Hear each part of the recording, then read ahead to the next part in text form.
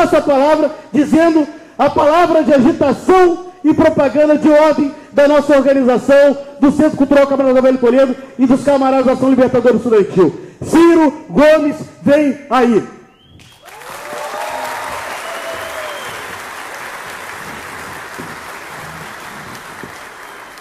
Muito boa noite a todas e a todos, muito obrigado por terem vindo, a vocês que estão nesse auditório. Eu estou informado que há outros companheiros e companheiras em outro auditório, não sei quem está me filmando, um abraço, obrigado pela presença. Mandem perguntas também no fim aqui para a gente continuar discutindo. Um abraço a quem está pelo Facebook. Eu quero cumprimentar, muito agradecido pelo privilégio de repartir essa mesa aqui na Unicino, no dia 24 de agosto, no Rio Grande do Sul, repartir essa mesa com a nossa companheira Rosana, que é uma figura que está coordenando essa coisa. Eu quero te agradecer, a trabalheira que deve ter dado, credenciar todo mundo, organizar as coisas. Muito obrigado, companheira. Quero agradecer ao João, companheiro da luta, duro. Ele sabe distinguir muito bem os camaradas dos companheiros. Vocês viram aqui na saudação, mas eu te chamo de camarada, meu companheiro. Eu quero cumprimentar o líder da Juventude Socialista do PDT, que é o Manel Dias, o nosso líder da Juventude Socialista. Quero cumprimentar aqui à minha esquerda, só fisicamente, não quero dizer nada, ao professor Carlos Gadeia. Muito obrigado pela honra, pelo privilégio. Transmito ao seu reitor magnífico meu abraço fraterno. Eu já vim cá na Unicinos há 8, 10 anos talvez, fiz uma palestra aqui. Quero agradecer ao meu velho companheiro e amigo, Ronaldo Nado, que por um nadinha virou prefeito e vai virar certamente logo mais. Quero cumprimentar este jovem talentoso, proto-cientista social, eu gostei muito dessa, o Tiago, líder estudantil e membro de uma das coisas mais importantes da UNE, que é a Diretoria de Relações Internacionais. Enfim, quero crer que cumprimentei a mesa, quero cumprimentar no auditório dois companheiros, o meu amigo deputado Socella, líder da nossa bancada na Assembleia Legislativa, que está aqui, e a minha querida amiga e companheira, líder do Movimento da Mulher Trabalhista, Miguelina. Boa noite a todos. Deixa eu começar aqui. Primeiro, por favor, nos debates, me perguntem do ângulo que quiserem, me contestem, me xinguem, o que quiserem. Eu estou aqui para isso, eu acho que o Brasil precisa desesperadamente conversar. Mas, por favor, não me ouçam como um possível candidato. Por quê? Porque um possível candidato tem que ser média dos companheiros, tem que ser média das alianças, que muitas vezes importam contradições as mais graves. E logo mais, nós vamos ter oportunidade. Eu vou fazer as musiquinhas, vou aparecer na televisão em slow motion, perfil bonito. Então, vamos deixar para a data própria, porque aí a gente vai atrás de simpatia partidária. Mas agora nós precisamos conversar entre diferentes. Nós precisamos trocar ideias entre a diversidade ideológica, a grande perplexidade conceitual. Nós precisamos entender metodologicamente o que está acontecendo no Brasil. Portanto, por favor, me ouçam como um velho militante, como um professor, como um acadêmico, como alguém traquejado na luta, que conhece o Brasil e que já não alimenta mais ilusões sectárias e que dá muito valor a ideias diferentes. E as minhas só sobrevivem enquanto uma ideia melhor não se apresenta para mim. E é isso que o Brasil precisa fazer nesse momento. Por isso eu estou preferindo atender os convites do circuito universitário brasileiro e estrangeiro, porque nós precisamos, antes de mais nada, criar um movimento de opinião que imponha um método, que reconheça a raiz estrutural dos problemas brasileiros e depois, quando a gente for discutir as soluções e quem melhor pode encaminhá-las, haverá a hora das simpatias e antipatias. Se concordarem comigo, eu estou achando um jeito de me dirigir aos auditórios que seja coerente com essa minha vontade de falar a todos os brasileiros indistintamente, enquanto ainda é possível. Por quê? Porque eu, Ciro Gomes, me recuso a aceitar a divisão que querem impor ao nosso país, que é fruto do provincianismo, da disputa de São Paulo, a redução do Brasil, esse país maravilhoso, adorável, extraordinariamente problemático e complexo, a um confronto entre coxinhas e mortadelas. Isso não é o Brasil. O Brasil não cabe nessa redução. isto simplifica de uma forma grosseira e muito conveniente a ambos que querem nos impor essa opção de optar entre coxinha e mortadela. Não é o Brasil isso aí. Eu conheço muito profunda e detalhadamente o Brasil. Então, o que é que eu estou procurando fazer? Eu estou procurando chamar os auditórios que me dão atenção, como vocês estão me fazendo, e eu agradeço muito carinhosamente assim, esse gesto caloroso de receber um político, não é hora dessa no Brasil, com esse respeito, com esse carinho, com esse calor. Isto, então, eu tenho que dar coerência. Então, eu estou propondo que a gente se refugie na história, na nossa história. Porque se a gente for para a história, a gente atribui alguma ciência ao debate, que vai ser político, que vai ser ideológico. Eu também não acredito em neutralidade, porque quem é neutro é pela presença, pela conservação do que está aí, em qualquer circunstância. Portanto, eu estou propondo aos auditórios o seguinte: que tal nós olharmos para o nosso país em 1980? 1980 foi ontem, eu faço questão de repetir. Se as senhoras e senhoritas aqui presentes não tinham nascido ainda, boa parte da mesa, os cavalheiros, já todos éramos adultozinhos, já estavam mais ou menos vendo as coisas como eram. Pois bem, ontem o Brasil representava, como um sintoma do nosso tamanho relativo no mundo, 1% do comércio mundial. E a China representava 1% do comércio mundial em 1980. O Brasil tinha 130 milhões de habitantes, e a China tinha 800 milhões de habitantes. Ou seja, ontem o Brasil era relativamente mais rico e desenvolvido do que a poderosa China presente. Hoje, faço um fast forward para voltar em seguida, hoje o Brasil representa os mesmos 1% do comércio mundial, com 206 milhões de habitantes, e a China já representa 12,5% do comércio mundial, com seu 1 bilhão e 300 milhões de habitantes. Ou seja, nós temos um problema estrutural no Brasil. Não adianta, porque essa é uma estatística, é um lapso histórico muito curto, de 80 para cá, para explicar que o Brasil estagnou relativamente e a China explodiu. As crises que o mundo experimentou, as agonias cambiais, as tragédias de rupturas, etc., etc., foram boas para cá e para lá, ruins para cá e para lá, e a China partiu e nós atolamos. Portanto, temos um problema estrutural. Quer dizer, então, que nós temos que imitar a institucionalidade chinesa para alcançar os mesmos fenômenos? Infelizmente, isso não é possível. Cada país tem que construir o seu desenho institucional peculiar à sua própria história, aos seus próprios valores, à sua correlação de força sociológica, cultural, às suas identidades, à sua fisiografia. Portanto, não é possível transplantar a institucionalidade chinesa.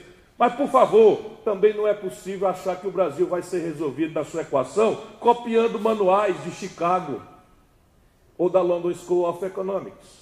Isso também não é razoável e não é possível.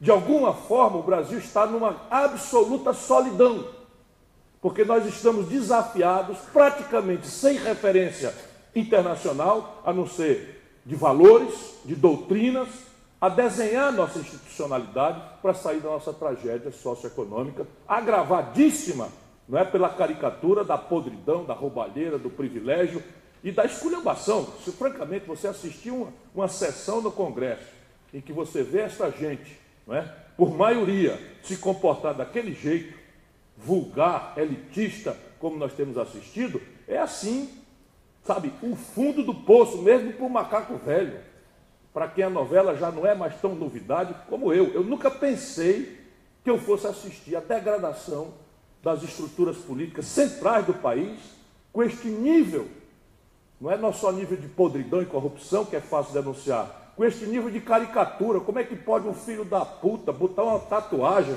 no braço com o nome do presidente da República? Não, eu fico chocado. Não dei corda não, por favor, não dei corda não. É porque nesse ponto eu realmente fico muito indignado. Vou voltar a ser more presidential, como estão exigindo de mim. Hein? Hein? A de rena ainda é fake a coisa. Tinha que ser. Isso. Não, é ridículo, é muito ridículo. Enfim, mas repare.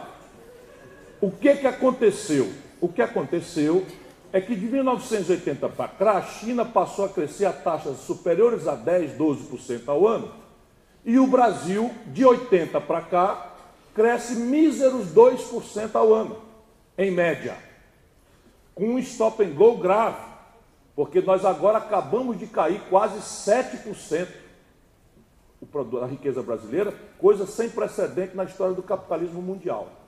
A Grande Depressão de 29 não derrubou a economia americana em tal profundidade, em tal velocidade, como nós derrubamos recentemente a economia brasileira.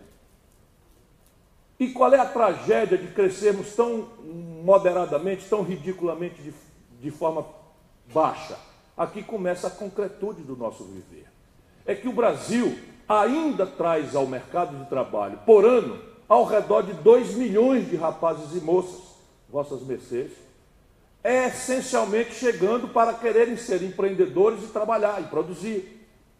E o país, se não cresce, não dá senão a porta fechada, e com o desemprego aberto entre os jovens brasileiros hoje, de 18 a 25 anos, chega a absurdos e criminosos 25%.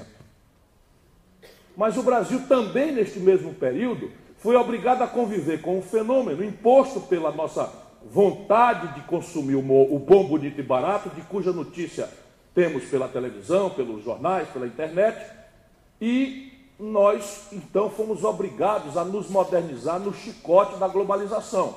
Na prática, isso os economistas chamam de ganho de produtividade. O Brasil foi um dos países que mais gravemente ganhou produtividade veloz. Isso significa, concretamente, trocar gente por máquina, gente por robô, gente por automação. E nós, então, produzimos também outra fonte de desemprego, que é a expulsão de gatões da meia-idade, né, do mercado de trabalho, com dificuldade de requalificação, retreinamento e de reinserção no mercado de trabalho. Resultado prático, neste momento em que nós estamos nos reunindo aqui, há quase 14 milhões de brasileiros abertamente desempregados. E há mais de 10 milhões de brasileiros empurrados para a informalidade, para o biscate, correndo da repressão, né, nas cidades e ruas e centros, desorganizando a produtividade da economia formal, estabelecendo um quadro anárquico que é a antivéspera da mais genuína, pura e vulgar banalização da violência, que de uma forma genocida está matando jovens, negros, pobres, nos bairros pobres das grandes cidades, cooptados pelo narcotráfico, pelo crime organizado, ante a absoluta impotência do Estado brasileiro, das nossas leis e da nossa própria valoração social, que estamos impotentes e amedrontados, nos refugiando no medo, na asepsia da nossa sala por detrás de um computador na internet. Este quadro foi produzido, acreditem, não é por acaso. É que o Brasil cresceu assim, 2% ao ano, por uma condição concreta, é que em 1980, eu estou arbitrando, porque isso não acontece do dia para a noite, mas é flagrante que ali no princípio dos anos 80, o Brasil exauriu o seu modelo de desenvolvimento. E o modelo de desenvolvimento que foi chamado nacional desenvolvimentista, ao produzir o Brasil que temos aí fora, para o bem e para o mal, morreu. E de lá para cá, de 80 para cá, todas as energias políticas, toda a inteligência do povo brasileiro, toda a militância, a energia do povo brasileiro foi usada, drenada, para enfrentar crises cíclicas, para apagar fogueiras, algumas delas terríveis. Quando o velho modelo morre, nós ainda tínhamos uma ditadura. Portanto, todas as energias do país estávamos, eu já estava ali atuando, estávamos agarrados numa luta de reinstitucionalização do Brasil.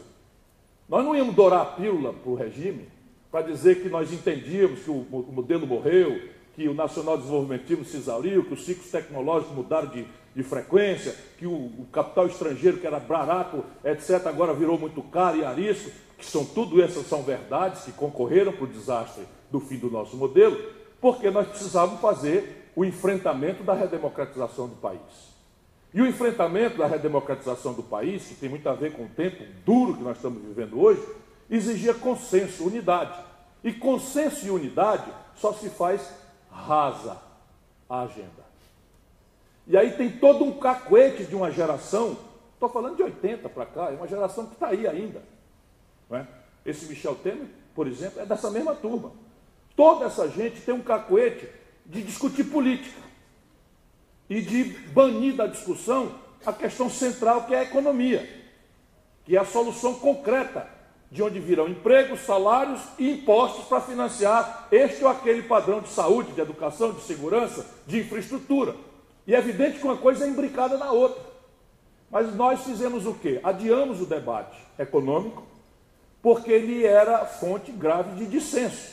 Os comunistas, que lutaram ao nosso ombro a ombro, cumprindo um papel de sacrifício, parte deles foi assassinada, exilada, não podiam discutir economia política, porque para eles, na data, tinha que estatizar os meios de produção. E ali estava o Teotônio Vilela, usineiro de Alagoas, um liberal, democrata, respeitabilíssimo, que estava conosco na luta pela anistia. Então nós fizemos, para ter consenso, uma agenda rasa, que era basicamente anistia, constituinte, eleição direta.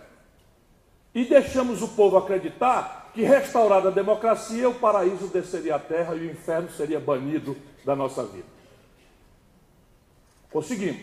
A minha geração, a nossa geração, ganhou todas.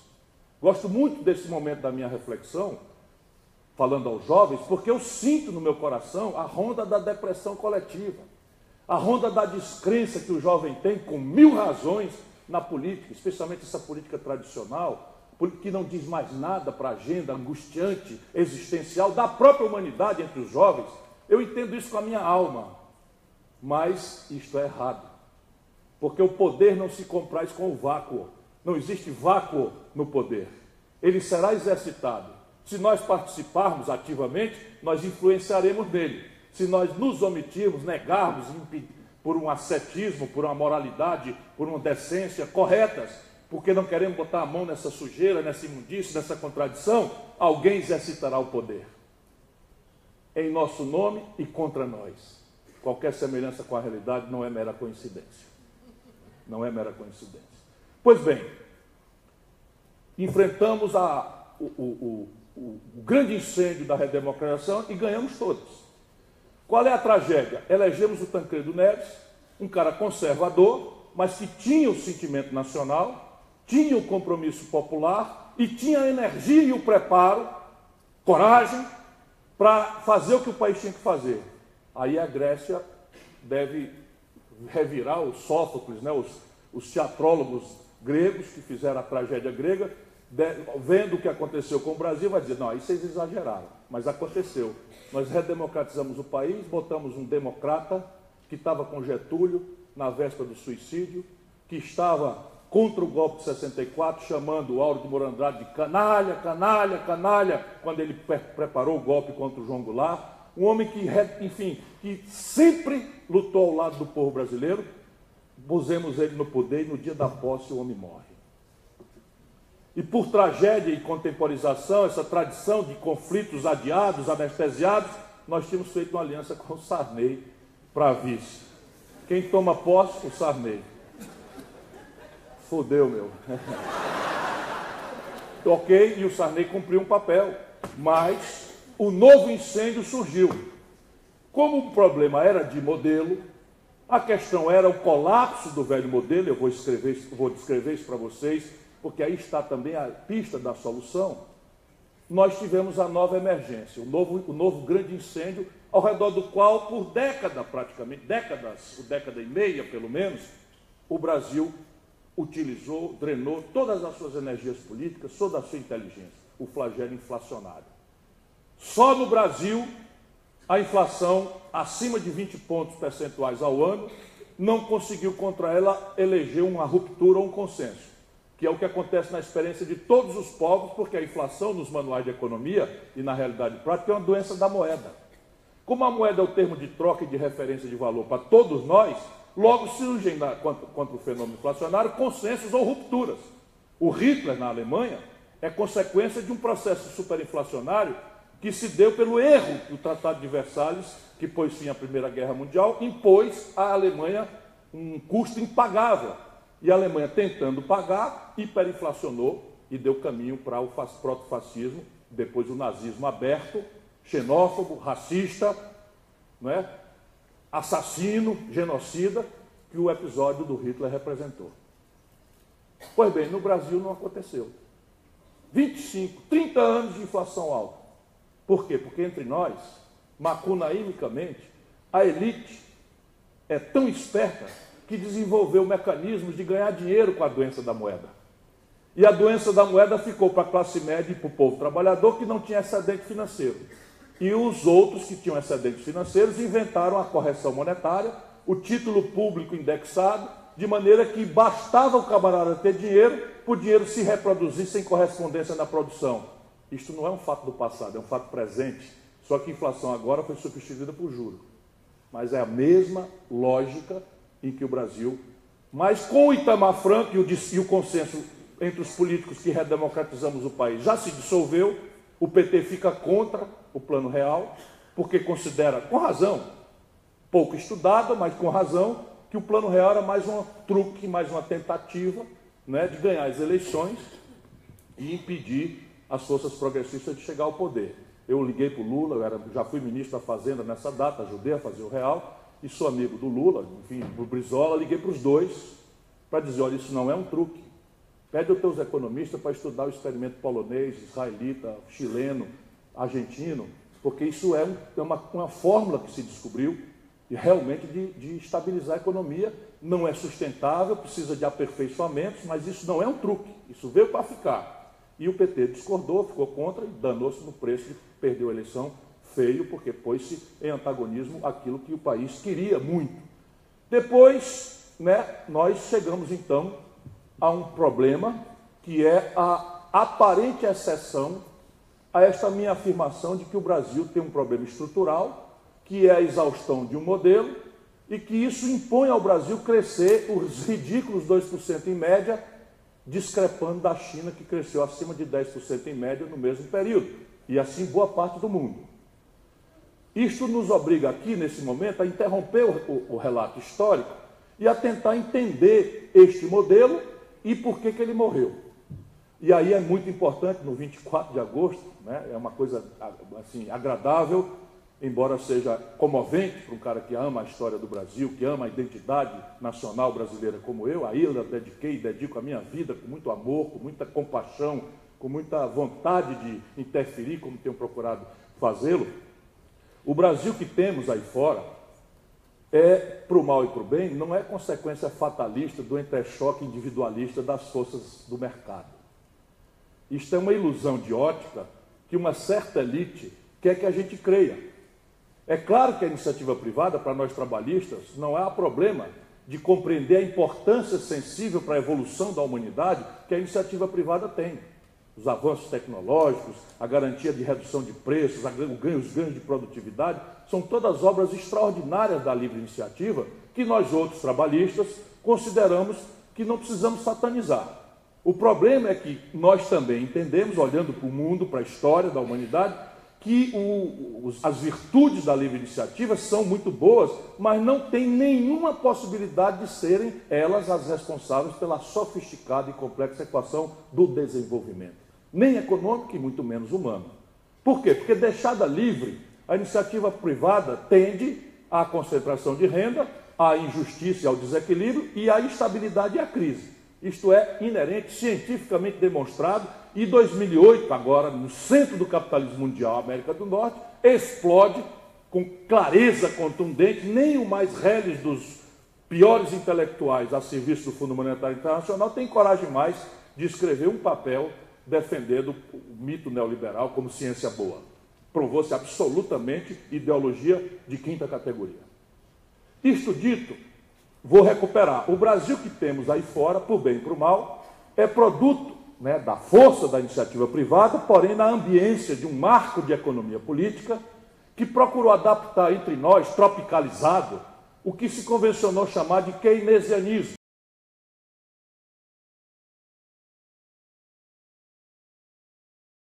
Bem, em 1929 houve uma crise monstruosa que parecia ser o fim do capitalismo na Bolsa de Valores dos Estados Unidos, que quebrou o mundo inteiro. Em menos de 2 anos, replicando o ideário keynesiano, ou seja, essa economia mista de convergência de Estado, indutor de desenvolvimento privado, etc., etc., os americanos, com o presidente Roosevelt, fizeram um negócio chamado New Deal, que o mundo inteiro assistiu maravilhado. Em 2 anos, a América muda de uma depressão econômica que produziu milhões de famintos para uma economia que começa a se preparar e já chega na Primeira Guerra Mundial com grande protagonismo técnico-científico e econômico, ainda sendo a 5ª, 6ª potência do mundo naquela data. É bom que a gente saiba disso. Em 1930, né, ali antes da Primeira Guerra Mundial, a América era a 5ª, 6ª potência do mundo. Pois bem, a primeira que eu estou dizendo. Sim, da segunda, 14 a 18 da Segunda Guerra Mundial, corrigindo, obrigado. Né? Então, e é a guerra, o esforço de guerra e o keynesianismo que faz a América saltar a primeiro lugar. Mas vamos lá. Nesta data, nós também tivemos no Brasil um pioneiro, chamado Getúlio Dornelles Vargas, que vendo esse experimento no mundo e compreendendo com a sua percepção visionária que o Brasil precisava sair da realidade que estava presente para uma outra coisa, resolve produzir entre nós o experimento nacional desenvolvimentista. Olha o que era o Brasil em 1930, que é anteontem. A história das nações contam-se aos séculos. Né? Nós estamos falando de anteontem, 1930, 90% do povo brasileiro morava no campo. Nós éramos uma nação rural. A economia brasileira era uma economia de subsistência, nós produzíamos para comer. E o excedente se gerava no latifúndio recém-escravocrata, que substituiu a mão de obra escravocrata por um migrante desesperado por um prato de comida, aviltando o preço dos salários, e geramos monocultura, do café aqui para baixo, da cana-de-açúcar lá para cima. Em pinceladas rápidas, isto era o Brasil quando Getúlio visualizou a ideia de um Brasil moderno. Modernidade, naquela data, era sinônimo de indústria. Hoje não é tão mais, embora ainda seja para nós brasileiros dramaticamente necessário pôr essa questão da indústria em perspectiva. Mas na data não tinha dúvida. E qual era a lógica então? Nós vamos modernizar o Brasil e o caminho é a industrialização. Qual indústria? O que é que você quer? É para mim isso? Não, só estou perguntando, porque eu preciso saber se eu preciso. Eu chego já lá, porque nós estamos agora em 30. Então, repare, decidimos que íamos industrializar o Brasil e o caminho qual era? Resolvemos tomar o mapa da substituição de importações. Isso aqui não é história passiva, isso é para a gente entender o que fazer com o Brasil para o futuro. Mas o Brasil, então, importava do estrangeiro com grande volume tais e quais produtos. Estava claro, então, que cabia fazer nascer uma indústria nacional brasileira que produzisse tais e quais produtos nós estamos comprando do estrangeiro e gerar aqui um patamar industrial que, inclusive, geraria um excedente que, depois de saciada a demanda interna, esse excedente seria vendido para o estrangeiro e por aí nós nos enriqueceríamos. Fizemos, então, o mapa da substituição de importações. A primeira grande pergunta que se faz numa hora como essa é: quem paga esse negócio aí? Nesse tempo os políticos não gostavam tanto de brincar de Deus, como parece ter adotado agora mais recentemente, brincar de Deus. Mas quem é que paga esse negócio? Ora, olhando os capitais privados no Brasil, eles eram dramaticamente, lá como hoje, muito exíguos. A formação bruta de capital, que é o que os economistas chamam, que sobra para investir, no Brasil era muito ridiculamente baixa. E pior que baixa, concentrada na oligarquia rural, aferrada em padrões autoritários, antipovo, antinacional, lá como cá, não queria nem saber dessa novidade, porque percebia o potencial de trânsito de poder real da República Velha para aquilo que estava se iniciando no Brasil, como de fato aconteceu a fundação do Brasil moderno. E aí, então, nós tínhamos um problema. Não tínhamos capitais privados e os poucos que tínhamos eram ariscos politicamente à novidade. Nasce daí, então, a ideia de fundar a Estratégia Nacional de Desenvolvimento Brasileiro, criando um endividamento externo. Então, nós fazemos um atalho para não construir a tarefa, que é politicamente muito desafiadora, lá como cá, de elevar a formação bruta de capital do país, de elevar o capital doméstico. Porque hoje, o que se demonstra na humanidade é que quem sustenta desenvolvimento é o capital que se faz em casa. Ninguém sustenta desenvolvimento baseado no capital dos outros. Isto é absolutamente 100% sem exceção na história de quem tem sucesso econômico e civilizatório no mundo. Mas nós não tínhamos o capital, tínhamos uma elite política extremamente predadora e criptoconservadora, reacionária. Resolvemos então fazer o atalho da fundação de um projeto nacional de desenvolvimento assentado em dívida. Na data, é bom que a gente faça o registro, não era um disparate. Por quê? Porque os capitais externos da data, né, a libra esterlina e tal, se sucediam, quer dizer, apareciam no mundo com muito prazo e muito barato. Eu levantei nessa experiência que eu tive lá na Universidade de Harvard, nos Estados Unidos, o contrato médio de financiamento que o Brasil tomou no estrangeiro nos anos 50, 60 e 70, e olha que beleza. O Brasil tomava dinheiro, por média, com 3 anos de carência, 12 anos para pagar em prestações, o dinheiro pedido emprestado, e juro médio de 3% ao ano. Então, pensaram do tempo, qual é o erro? Eu pego $1 bilhão com 3 de carência, 12 para pagar e 3% ao ano, abro uma companhia siderúrgica nacional, e no terceiro ano, quando eu tiver que começar a pagar, o faturamento de um ano dela paga mais ou menos a metade. Ou seja, 2 anos de faturamento paga tudo e ainda tem 10 anos de folga na frente. Pego 2 bilhões, 3 bilhões, faço uma Petróleo-Brás, e essa Petróleo-Brás, com 3, 4 anos, 5 anos de faturamento, paga tudo, que eu ainda tenho 15 anos para frente para pagar. Resultado prático, danamos a tomar dinheiro prestado lá fora e abrir Brás. Né? Petróleo Brás, telefone Brás, eletricidade Brás, estrada Brás, aço Brás, mineração Brás, que é a siderúrgica, que é o Vale do Rio Doce, Volta Redonda, Telebrás, Eletrobras, etc, etc, etc. Produzimos um fenômeno assentado no capital externo de longo prazo e barato. E tínhamos a possibilidade de sair atrasados, sairmos retardatariamente atrás do caminho industrial, que já estava percorrido com certa aceleração pelos americanos, pelos ingleses, pelos alemães, italianos, etc, etc, porque os ciclos tecnológicos, e isso é importante entender para hoje o problema, se sucediam com grande lentidão. Então, entre uma geração tecnológica de uma determinada coisa, tipo a indústria automobilística, e a próxima geração, eram 10 anos, 15 anos. A gente saía 8 anos atrasado, ficávamos em empate 7 anos com a ponta do mundo. Que é aquele método de quem termina maratona, né? Tem a turma que vai para ganhar, que é muito pouca, e aquela multidão que corre nas maratonas, cujo grande proeza é chegar, né? Chegar no fim. Então nós corríamos atrás, saímos atrasados, mas tínhamos a medalhinha de terminamos a maratona e danamos a fazer. Para completar o modelo, simplificadamente, e entendermos a contradição contemporânea brasileira, nós erguemos uma redoma protecionista que proibiu na prática a concorrência internacional contra a nossa nascente indústria. Também faz sentido.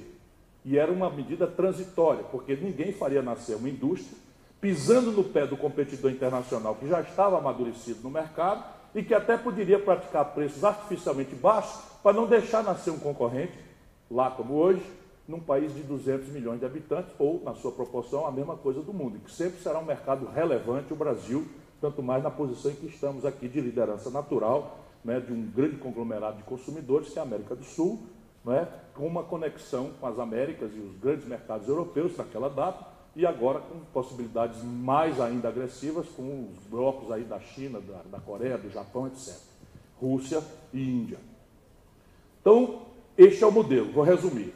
Vamos industrializar, substituindo importações, vamos fundar uma dívida externa barata e de longo prazo para financiar isso, vamos proteger a economia para ela nascer e vamos correr com as tecnologias imitando os outros. Não vamos apostar em desenvolver tecnologia. Este modelo, resumido, produziu o Brasil que temos aí fora, para o bem e para o mal. Para o bem, é outro momento que eu gosto dessa reflexão. Nós produzimos, em 3 décadas e meia, a 15ª economia industrial do planeta saindo do nada. Ou seja, não há defeito genético na nação brasileira. É mentira de uma certa elite que considera Miami a capital cultural da humanidade, que essa nação é incapaz, é preguiçosa, é burra, é incapaz de ajuizar seu desenvolvimento. Mentira à luz da nossa história.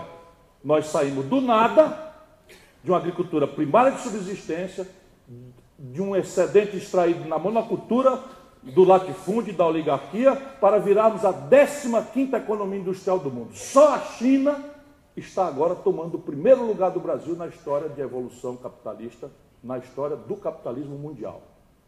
Porém, o Brasil, por mal que temos aí fora, também é produto, né, da imprudência ou da impossibilidade de prevenir que o modelo trouxe junto. Primeiro exemplo, o Brasil produziu, empatando capitais públicos e endividando as gerações futuras, produziu a mais aguda concentração de renda do planeta. Entre todas as economias organizadas do mundo, segue sendo a brasileira, com todas as melhores que tivemos e a pior aguda que estamos tendo agora, somos consistentemente, entre as economias organizadas do planeta, a mais brutal distribuição de renda, a mais desigual distribuição de renda do mundo. E também produzimos, por exemplo, uma revolução na imprudência, que foi a migração campo-cidade. Em 3 décadas, o Brasil saiu de 10%, quer dizer, de 18% rural, de 82% rural, para 82% urbano em 3 décadas. Ninguém viu isso na história da humanidade e as cidades colapsaram, né? Problema de moradia, problema de saneamento, problema de etc., de violência, blá, blá, blá. É uma inerência dessa hiperurbanização forçada ante a impotência do Estado de se antecipar, de planejar, de interferir, de ordenar o território, de ordenar os usos e ocupações e tal. E aí está a questão brasileira. Isto é o modelo, produziu a contradição de sermos uma extraordinária economia, revelando que nós somos capazes, quando ordenados, e o modelo morreu, que é a morte do modelo que importa para entendermos contemporaneamente, como eu já tentei afirmar para vocês. Morreu de quê? Morreu de morte matada e morreu de morte morrida.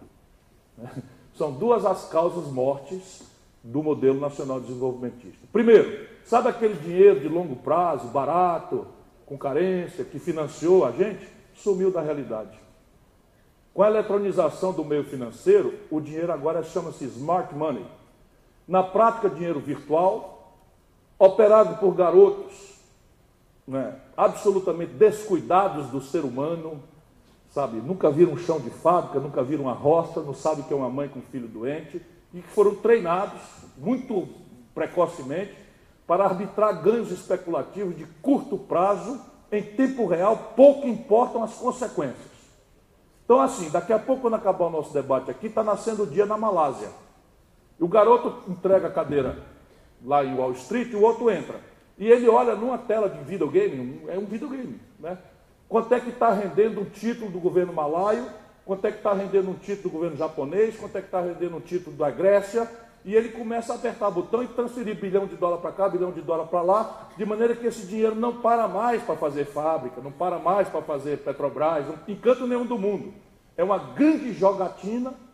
E o capitalismo, o turbocapitalismo rentista e financeiro, hegemonizou a humanidade. Para nós sobra a tragédia de que nós quebramos o modelo. Não existe mais o financiamento que sustente isso. E a morte matada? A morte morrida, essa é a matada. Agora a morte morrida. Lembra que para fazer uma indústria crescer, nós precisamos de um tempo tecnológico lento? Sumiu do mapa. A tecnologia tomou uma velocidade absolutamente frenética, tomou uma centralidade no preço, na qualidade, no desejo de consumir das coisas, que não existe mais a menor chance de competição entre retardo tecnológico e ponta. Não há chance disso. Repare bem, eu era governador, entre 90 e 94 se criou o celular no Brasil. Sou um cara relativamente novo. Entre 90 e 94 eu recebi o primeiro aparelho celular. Era um Motorola que pesava mais ou menos 1 quilo, né? Você abria aqui e falava mais ou menos 15 minutos, acabava a bateria, que era um tijolo que os ricos que iam para Miami traziam uma bateria que durava 40 minutos, não só 20, né? Puxava uma antena assim e tal, e eu achava aquilo absolutamente fenomenal. Aliás, eu tive que baixar uma portaria proibindo os secretários de Estado do Ceará e os seus DAs e CSCs, que você chama aqui, de comprar celular, porque foi uma febre. Repare bem, a capacidade de processamento daquele celular é menor do que um Tamagotchi. Sabe o que é Tamagotchi? Também é uma coisa ultrapassada. Um iPhone 7, né, o iPhone 7, que é a última geração, que é o que nós desejamos ter, embora, né, não possamos tê-lo, todos, a maioria do povo, é uma coisa absolutamente única. E não adianta mais você dizer, não, então vamos manter o Motorola, que ele é mais barato, não sei o que. Não existe isso. E informática, eu brinquei com o celular, mas informática, que quer dizer cartão de crédito, quer dizer pagamento do Transurb com cartão, né? Ali, aquilo é informática, tudo informática. E informática não tem retardo tecnológico que sobreviva, nenhum. O primeiro computador que eu tive foi o 486. Já ex-governador, ex-ministro da Fazenda, fui embora para Harvard, cheguei lá, comprei o 486, pluguei na linha do telefone e conheci um negócio extraordinário que tinham acabado de inventar para o povão, chamado internet. Você fazia ali uma negociação por telefone e tinha um tal de pim-pom, pim-pom. De 10 tentativas, 9 não funcionava, a 10ª dava certo e eu conseguia ver a primeira página do UOL em apenas 8 minutos. A primeira página não entrava. Isso é absolutamente extraordinário. Hoje a minha ligação em casa, eu fico muito impaciente porque eu baixo um filme em HD, pagando naturalmente, né? Eu baixo um filme em HD, não, porque o torrent não é direito do candidato a presidente da República.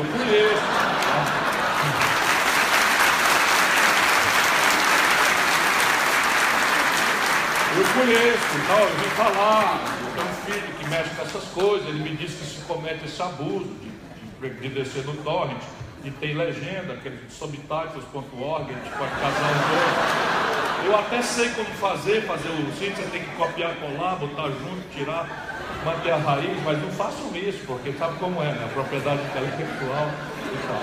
Pois bem, hoje se um filme demorar 7 minutos em HD para entrar, eu digo, vou trocar essa internet da hoje não presta mais não, e eu quero uma da Vivo que me entrega 200 mega efetivos, né? E no Ceará tem um cinturão digital que entrega 500 mega, disponível para as escolas todas do estado do Ceará, mano, né? Então morreu de morte matada e morrido, e eu estou me apaixonando pelo auditório, vou acelerar a conversa, senão nós vamos esticar a noite toda aqui. Ao morrer o modelo, nós estávamos, como eu disse, ocupados de apagar incêndios. Isso então nos trouxe ao tempo presente.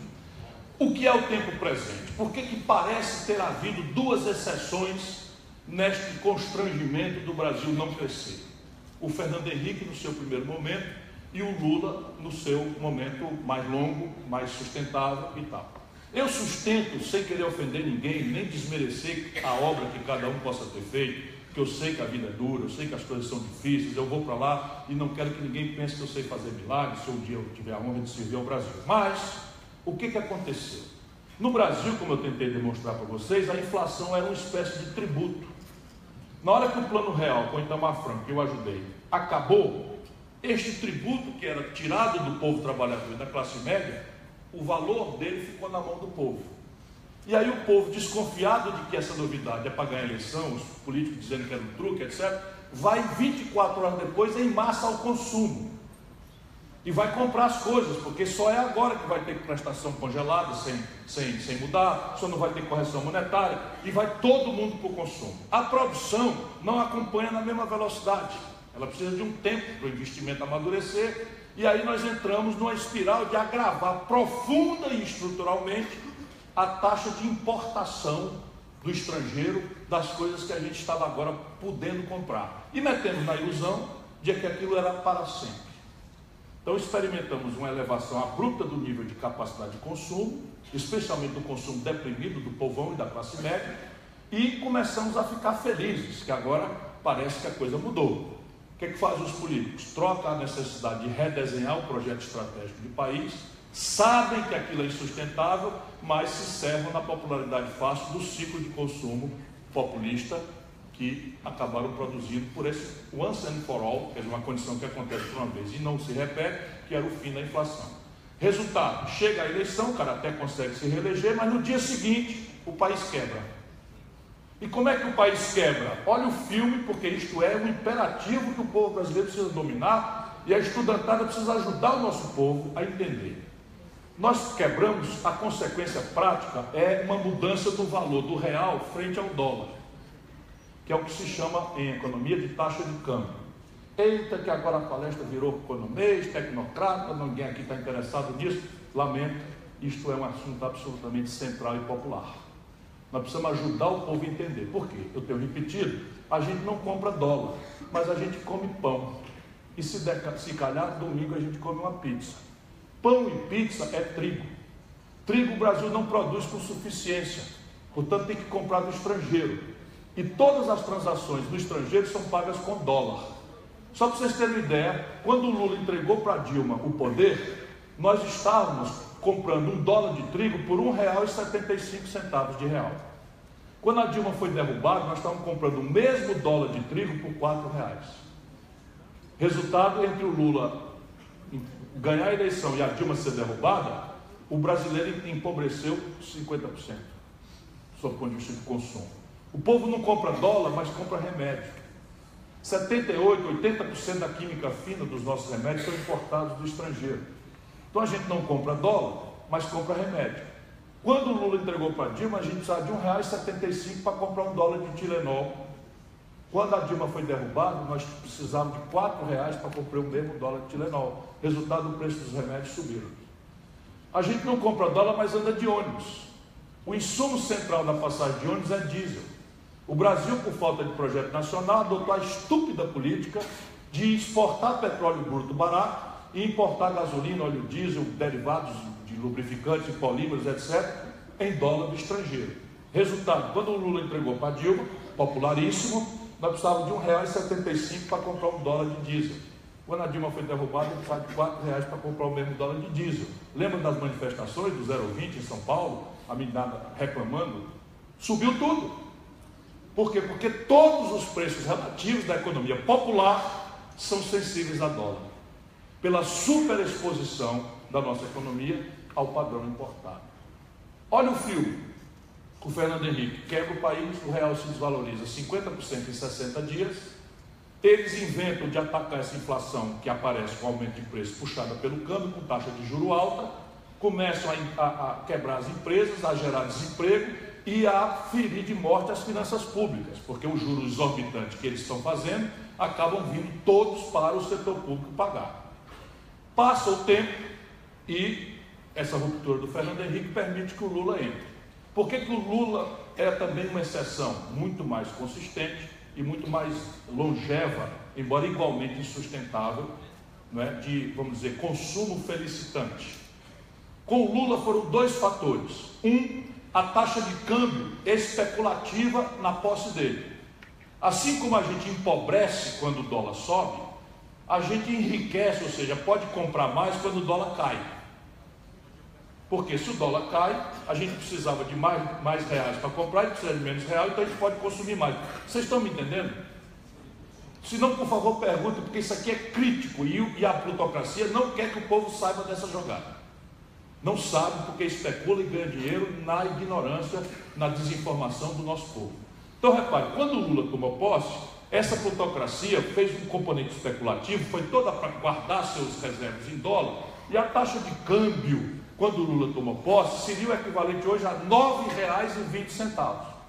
Ou seja, a gente precisava de R$ 9,20 para comprar $1 de diesel, R$ 9,20 para comprar $1 de Tilenol, R$ 9,20 para comprar um eletroeletrônico dolarizado, que são todos dolarizados.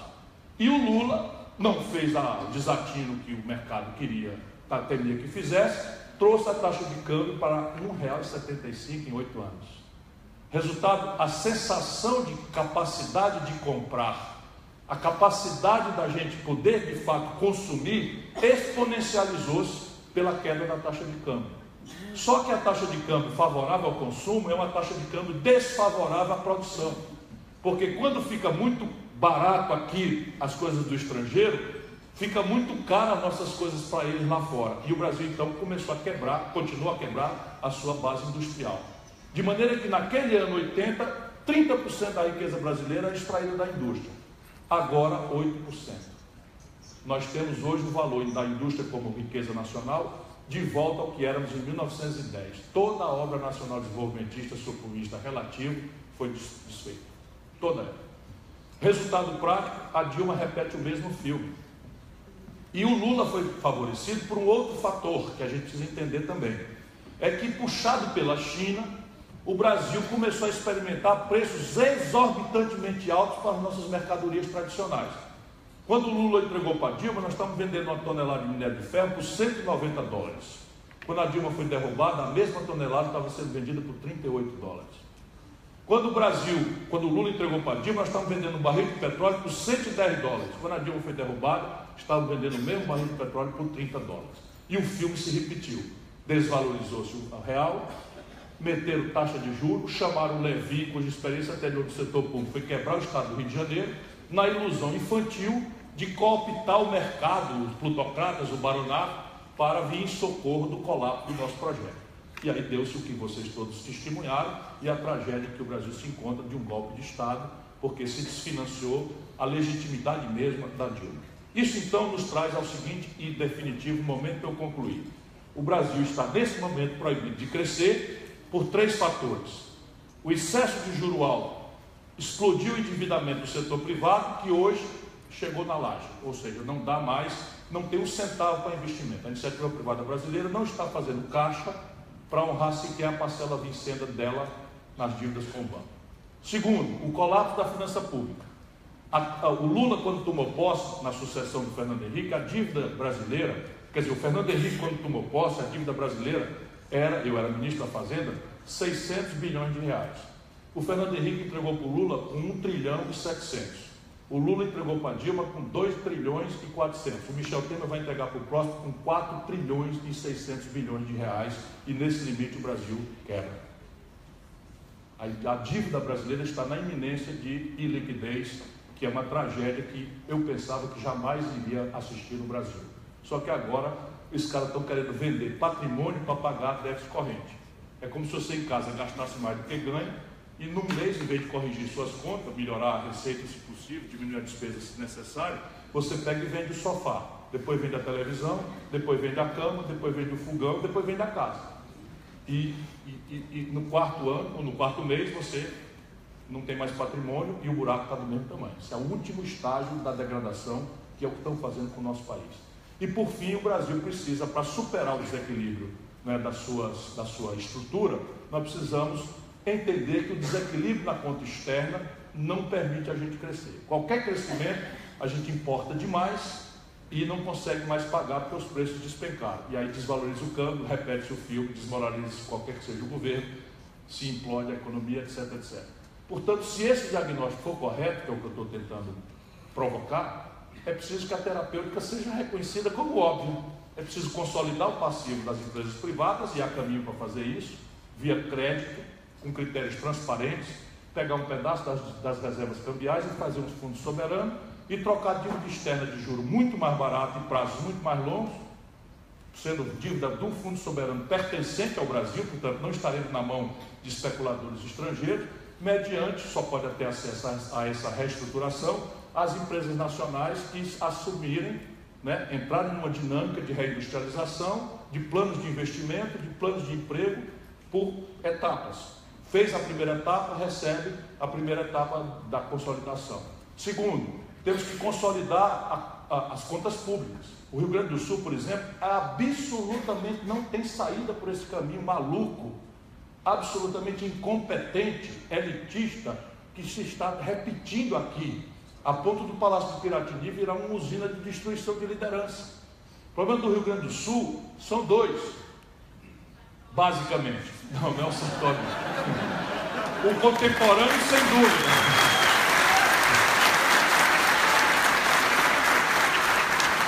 O problema contemporâneo, sem dúvida, é agravado por isso. Mas a questão de quem examina com muita dor o que tem acontecido com o Rio Grande há muitos anos, é basicamente um acordo ruinoso que o Rio Grande do Sul aceitou por imposição do Fernando Henrique, que queria o que está obtendo. O Rio Grande do Sul foi expulso da política brasileira. O Piratini virou uma usina de destruição de liderança. Nunca mais um gaúcho teve protagonismo na política brasileira, porque os mecanismos aqui são de esterilizar a liderança.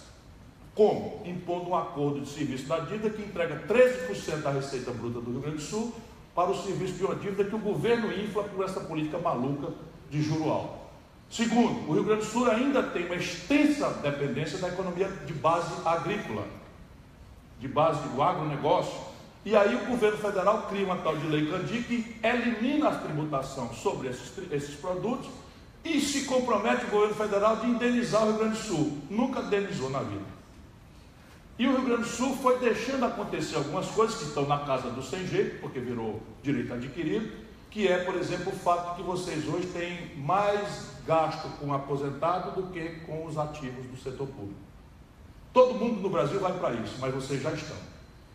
Segundo, o Ministério Público e o Judiciário, isso é residual, mas aqui vale a pena lembrar, estão acima da média de gasto que o Brasil tem por média, o Judiciário e o Ministério Público daqui. Fora isso, não tem saída. Ou se consolida a dívida do Rio Grande do Sul, ou se faz um desenho de um novo pacto federativo em que o Rio Grande do Sul compareça para seu saneamento, ajudando o Brasil a redesenhar o pacto federativo e consertar as finanças por caminhos que são praticáveis.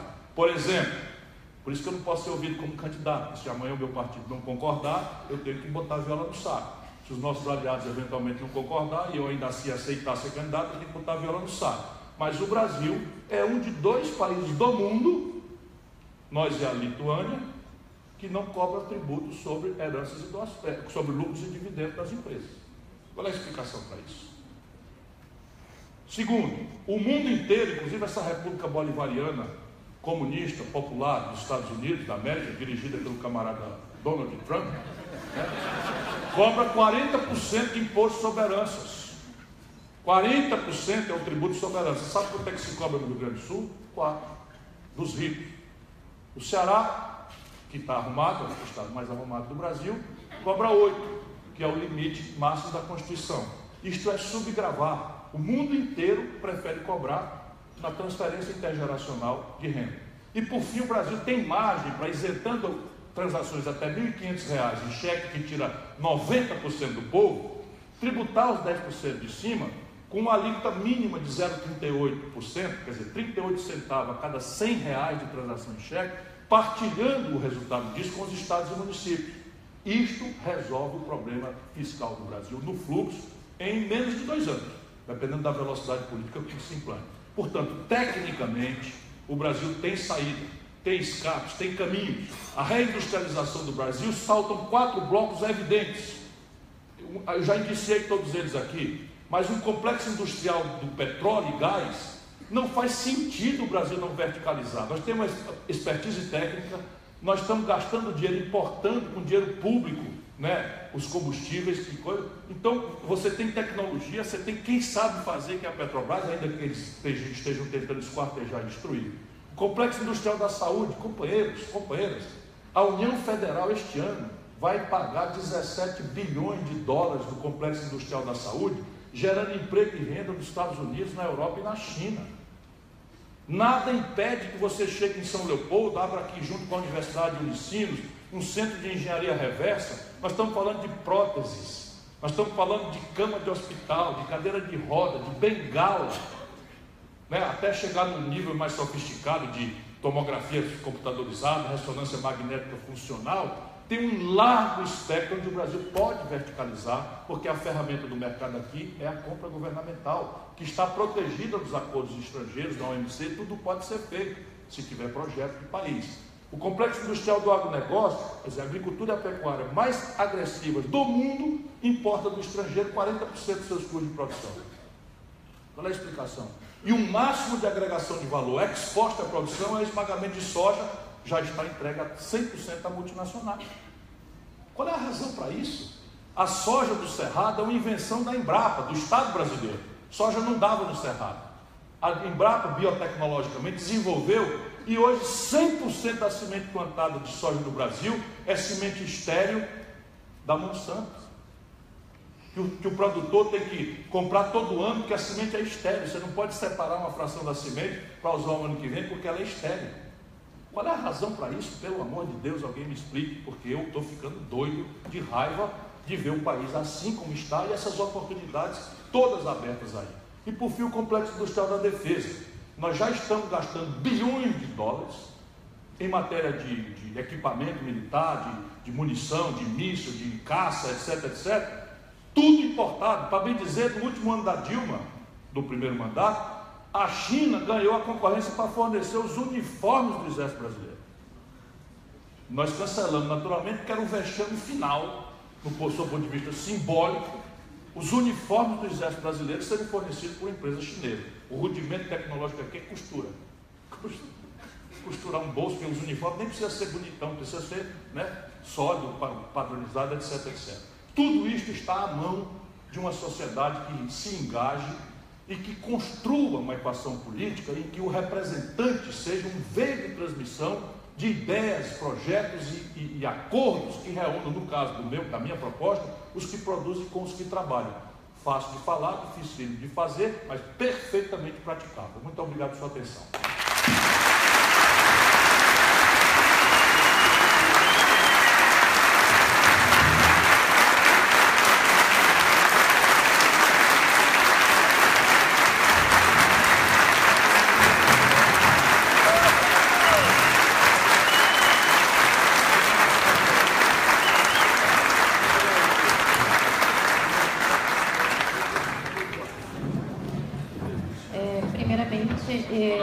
Eu quero pedir desculpas, que eu estava com um script aqui de convidados. Citei nomes que acabaram não vindo, e depois que eu vi o deputado Socella, saudações, deputado. Agora, duas pessoas esqueceram, por favor, suas carteiras de habilitação. Daniel Severo, está por aí ainda? E Lucas Freitas Fraga. Tá por aí?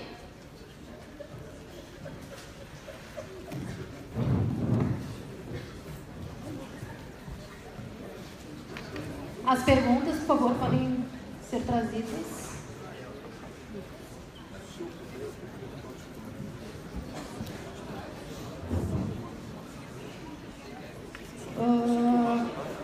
Antes do Ciro poder responder as perguntas, eu quero dar uma palavra rapidinho aqui para o Nicolas, que é da plataforma autônoma independente do...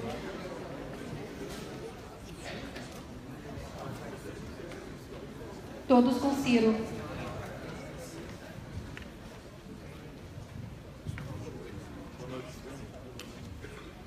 Boa noite, auditório, boa noite a todos que estão aqui presentes. Gostaria de agradecer primeiramente a organização por me garantir esse espaço aqui agora para dar minha palavra com relação ao nosso projeto, nossa plataforma, e foi também o viés pelo qual eu ajudei na consolidação desse evento. A nossa plataforma Todos com Ciro é uma iniciativa independente, sem nenhum vínculo com o próprio Ciro Gomes, apesar do nome dele estar sendo utilizado, e sem nenhum vínculo com nenhum movimento partidário, nenhum movimento político já existente. Nós somos uma plataforma, basicamente, cujo o intuito é trazer a sociedade civil para o centro do debate político e botar na mesa todas as questões que o Projeto Nacional de Desenvolvimento traz para a equação brasileira. Ou seja, nós queremos, a partir dessa iniciativa, botar todos os aspectos ideológicos possíveis na mesma sala, toda a inteligência brasileira junta, a partir da sociedade civil, e explorar ao máximo o diálogo que isso vai fornecer na consolidação de que caminhos o Brasil quer seguir, como o Brasil, o que o Brasil quer ser no futuro e de que maneira nós vamos seguir isso, em quanto tempo a gente vai atingir esse objetivo. Fora isso, é importante frisar que a plataforma é autônoma, autofinanciada, não tem nenhum dinheiro vindo de fora, como certos outros movimentos. E, enfim, o acesso à plataforma está em todas as redes sociais, Facebook, Instagram, Twitter, e tem o site oficial, que é www.todoscomciro.com. É bem fácil de lembrar, como está exposto aqui. A partir desse site, amanhã ele vai ser oficialmente lançado como um site, no qual a gente reúne posicionamentos, não são propostas, mas são posicionamentos que convergem com a realidade brasileira e que podem dar um caminho pelo qual a gente conseguiria enxergar uma resposta aos problemas que a gente enfrenta hoje. Sem mais delongas, eu agradeço novamente a presença de todos aqui, que eu sei que teve gente que veio de todo o Rio Grande do Sul para acompanhar. Agradeço a organização pela eficiência com que tocou o evento, apesar de todas as dificuldades que eu sei que foram enfrentadas. E, sem me prolongar mais, eu gostaria de dizer que o nosso objetivo não é em nenhum momento de dividir o país, pelo contrário, nós queremos unir o Brasil em torno de um projeto nacional de desenvolvimento que vá de São Borja a Sobral e ponha toda a inteligência brasileira no mesmo círculo. Muito obrigado, uma boa noite a todos.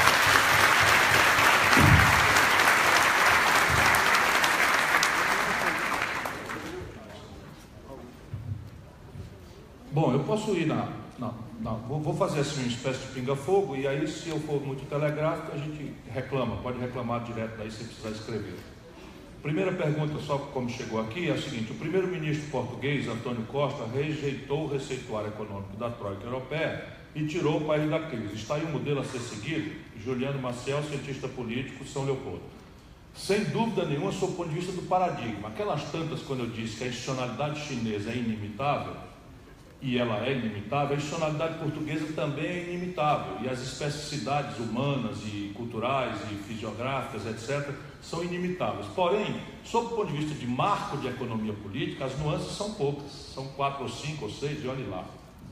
E a matriz que nós advogamos, e o trabalhismo tem uma absoluta contemporaneidade, uma modernidade absolutamente extraordinária, é essa, é a ideia neo-keynesiana, adaptada aos impactos das tecnologias, adaptada à eletronização do meio financeiro, portanto o velho nacional desenvolvimentismo não é mais praticável, mas a ideia de uma economia mista, de um Estado rico, não é, saneado, enxuto, mas musculoso, e capaz de intervir no domínio econômico para produzir resultados pactuados pela sociedade pelo caminho do menor esforço. O que a iniciativa privada for melhor e mais capaz de fazer, que faça. É o ideal, inclusive, para nós que pensamos assim. Porém, é preciso ter a meta. O Brasil precisa ter, vamos dizer, em 10 anos, em 20 anos, nós temos que ser uma Colômbia em matéria de matrícula de ensino superior. Isso não é uma meta propriamente ambiciosa.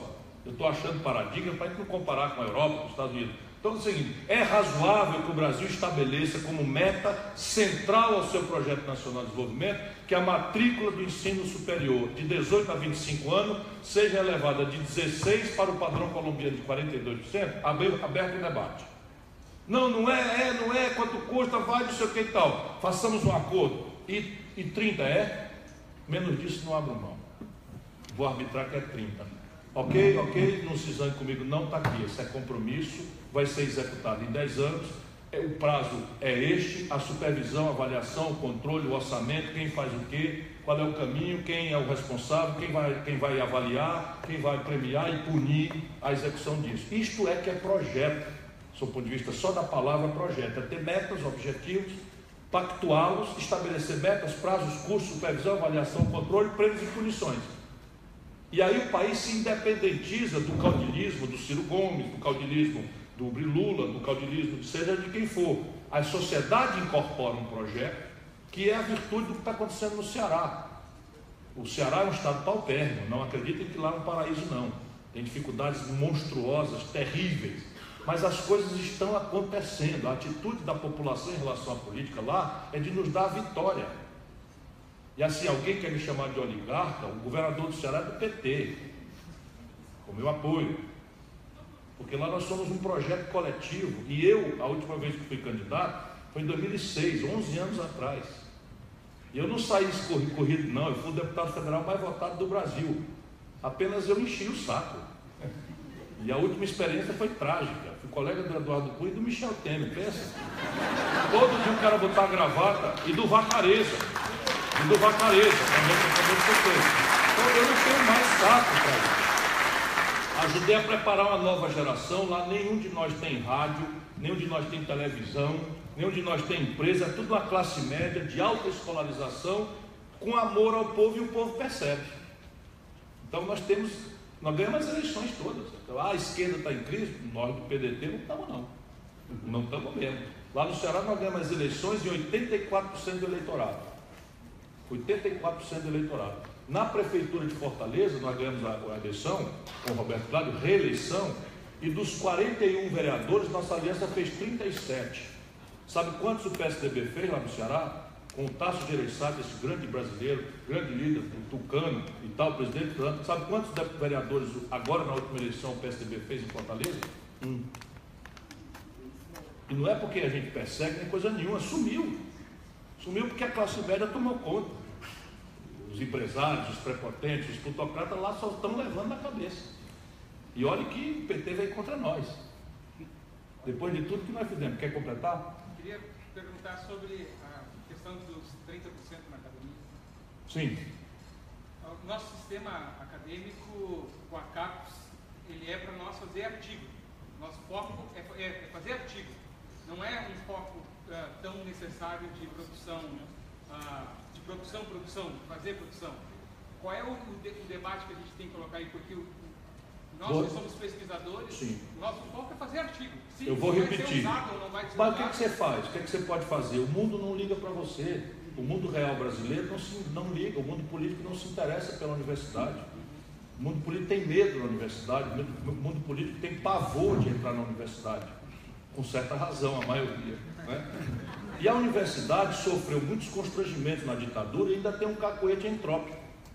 Também a universidade gosta muito de ficar nos seus próprios muros e tal. Tem que quebrar isso fazendo aquilo que eu propus várias vezes na minha fala hoje aqui. O que faz governo eficaz é o encontro entre um governo claramente empoderado pela democracia, pela força democrática, no meu caso, porque a China não é propriamente como a gente imagina ocidentalmente, é uma democracia, mas é um governo forte e basicamente muito legítimo ao modo deles, né? Com um empresariado convergente, que hoje é um dissenso absoluto, porque na cabeça do empresariado brasileiro acontece uma esquizofrenia, e é problema de esquizofrenia mesmo.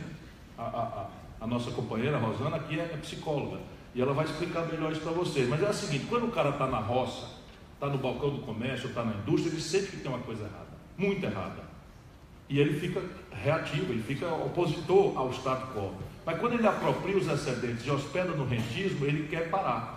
E aí a gente entende por que o juro fica alto para sempre e toda a plutocracia quer estressar os outros custos da competitividade sistêmica da economia, que é o custo do trabalho, o custo previdenciário e o custo tributário.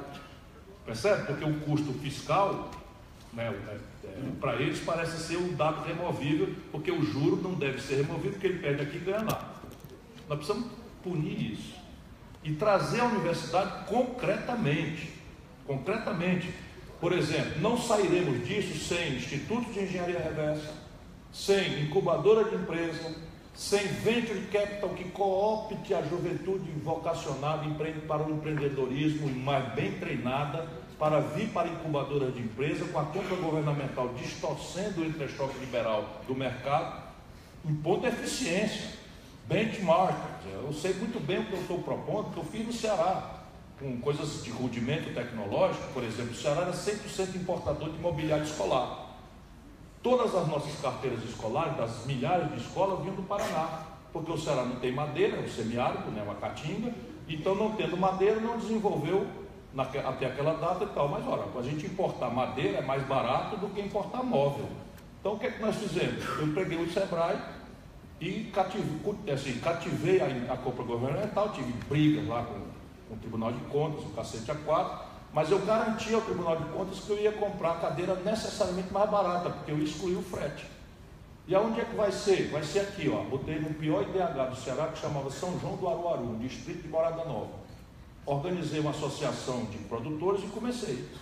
Hoje o Ceará é 100% autônomo em matéria de alvenaria escolar e virou exportador para a região inteira.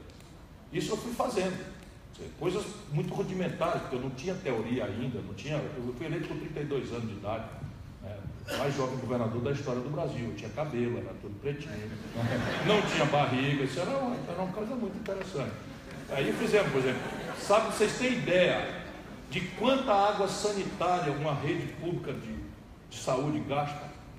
Tudo importado, pelo menos de fora do Ceará, que é miserável e perdendo poupança por todo buraco. Qual é a tecnologia embarcada num vidro de quiboa? Existe quiboa? Não existe? Pronto. Qual é a tecnologia? Aí me disseram lá, amoníaco, não sei o que, tá. Isso é a química fina. Estamos longe de fazer, mas importar amoníaco e fazer empresas comunitárias, sabe? fazer a mistura lá na proporção do que, com a salubridade garantida, 100% abastecido por associações de produtores, enfim. Isso tudo, evidentemente, foi empírico. Hoje você pode institucionalizar coisas. Eu visitei ontem em Santa Catarina uma associação de empresas de alta tecnologia que eu fiquei de boca aberta. Eu vivo sonhando que o Brasil precisa ter uma coisa daquela e já existe, e ninguém sabe. Incubadora de empresa feita por entidade privada, por uma associação privada, Venture Capital, que eu vivo dizendo que o Brasil não tem mesmo, que ali falei quanto tem, não, 300 milhões é o valor do fundo. Ok, é muito importante, mas não é nada para um país como o nosso. E Venture Capital todo mundo sabe o que é o dinheiro novo, que não é empréstimo, é um dinheiro de alto risco que se associa a iniciativas inovadoras de altíssimo potencial de realização. Por exemplo, Microsoft e Apple. Os dois, se fossem brasileiros, tinham morrido na praia. O Steve Jobs e o Bill Gates. Porque os dois começaram com uma ideia maluca, que a tradição não conhecia, e ninguém de banco ia emprestar dinheiro para o cara fazer uma maluquice que não existia. Mas aí os fundos de Venture Capital, eu falo em inglês porque não há o correspondente em português sequer. Tamanha a nossa tragédia. Então esses fundos agora tem um board, um comitê, que avalia aquilo ali. Bom, isso aqui tem fundamento. E aí ele bota o dinheiro e remunera assim. Se o cara der certo, ele fica com um terço das ações, e o cara botou $1 milhão e ganhou $1 bilhão na Apple, por exemplo. E se não der certo, micou, é o fundo que mica. Portanto, o ajuizamento de risco é criticamente importante. Vamos lá. Eu preciso usar meus óculos. Estou simulando que ainda leio sem óculos, mas não dá mais. Aproveita a juventude, é muito importante. A entrega da base espacial de Alcântara do Maranhão, a gás, as taxas, impostos e juros que Temer está cobrando, não há crescimento econômico e renda. Como podemos melhorar o poder de compra e a Casa da Moeda ameaçada de ser privatizada? Billy Anderson. O Billy Anderson está com a confusão todinha na cabeça, né? E é muita coisa mesmo. É muita coisa mesmo, eles estão aproveitando inclusive isso. É todo dia uma pancada, eu inclusive tenho que ler as coisas antes de entrar nas palestras para não ser pego no contrapé de uma novidade que eu não sei. Então, Anderson, não se preocupe que está acontecendo a mesma coisa comigo. Então vamos por partes. A base espacial de Alcântara tem uma importância sensível, georreferencial, porque ela é o pedaço de terra, junto ali com a Guiana, que está mais próxima do Equador. E, portanto, é mais barato, muito mais barato, chega a ser 50%, 60% mais barato o lançamento de um foguete dessa posição, porque ela aloca satélites geoestacionários e vai praticamente de forma perpendicular, não tem que fazer uma curva para compensar a curvatura da Terra até achar um ponto geoestacionário para os satélites. Portanto, isso é uma coisa muito sensível que os americanos cobiçam por duas razões, uma agressiva e outra defensiva. A razão agressiva é para baratear o lançamento deles, então eles vivem querendo, né? Porque eles estão ali na Flórida, no lançamento na Flórida, estão em Houston, no Texas, mas ainda é muito longe. A nossa está na linha quase do Equador, né? E a outra defensiva é que eles temem, né, gravemente, que o Brasil desenvolva uma tecnologia de foguete que permita, eventualmente, eles vigiam isso, não querem nem saber da nossa tradição de amizade, eles vigiam isso de forma truculenta, que o Brasil ou qualquer país tenha capacidade de alcance do território norte-americano por tecnologia de foguete.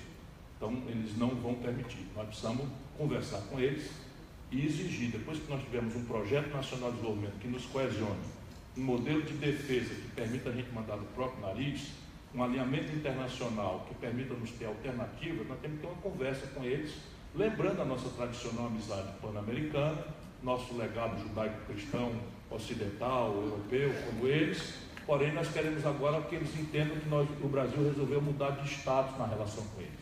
Nós não queremos mais ser protetorado, nós queremos ser uma nação amiga como a França e a Inglaterra, simples assim. Então isso é a parte aqui de Alcântara. O que mais, Billy Anderson? A Casa da Moeda vale 1 centavo. A Casa da Moeda é basicamente uma tipografia deficitária, né, que importa todos os materiais do estrangeiro, todo o papel moeda brasileiro vem do estrangeiro, todas as tintas vêm do estrangeiro, todos os hologramas para certificação e obstrução de falsificação vêm do estrangeiro. E ali nós fazemos a impressão disso, né, porque isto é intrinsecamente a primeira funcionalidade de qualquer Estado. O Estado mínimo minimorum jamais imaginou privatizar a moeda. Então esses malucos estão fazendo isso, e eu não sei qual é a razão. Deve ser propina por Padilha ou por Moreira Franco. Só consigo entender se pode.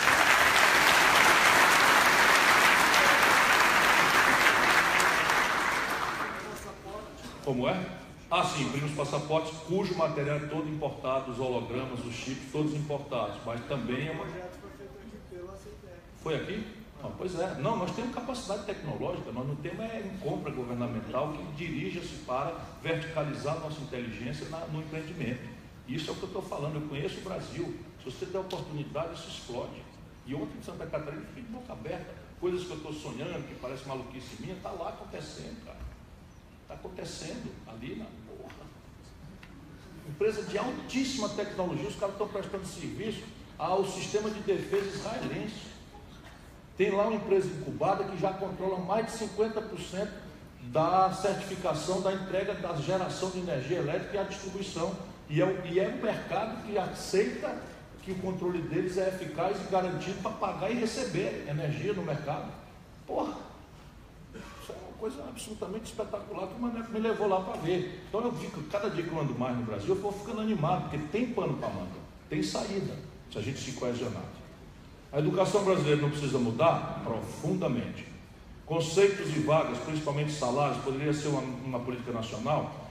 Um projeto nacional de desenvolvimento deve ter 3 objetivos de fundo, que eu fiquei preocupado, porque me apaixonei e comecei a esticar muito a conversa aqui. Mas um projeto nacional, ele tem que coesionar a sociedade brasileira, e aqui pouco importa a ideologia. Isso que o companheiro do movimento, como é que todo Ciro, né? Somos todos Ciro, todos com Ciro. Vocês veem que é independentemente do que eu estou aprendendo agora e tal. Porque eu tenho muito medo, porque esse negócio custa caro, e eu não quero fazer, porque um cara que fala o que eu falo, que dou as porradas que eu dou, não posso dar um passinho fora do carro que vão me pegar. E aí, então eu tenho que manter-me reto. Então eu hoje sou pouco profissional na internet, porque eu tenho eu e o Vicente, e eu tenho o meu Facebook, entrem lá, Ciro Gomes, certificado, demorou muito para certificar, tem 50 páginas com o meu nome, algumas muito simpáticas, outras absolutamente antipáticas e tal.